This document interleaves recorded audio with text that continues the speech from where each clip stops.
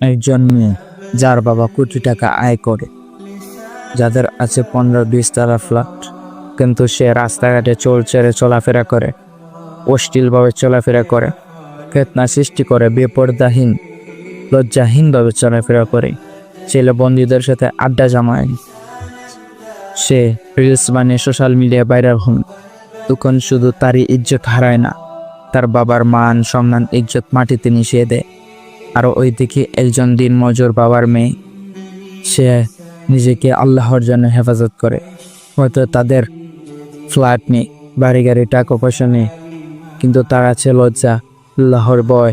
সে রাস্তাঘাটে চলচেরে ফিতনা সৃষ্টি করে চলাফেরা করে না, সে অশ্লীলভাবে ছেলে বন্ধুদের সাথে আড্ডা দেয় না, সে স্টোরি দেন, সে সেলফি তুলে ফেসবুকে স্টোরি দেয় না, সে নিজেকে আল্লাহর জন্য হেফাজত করে রাখে।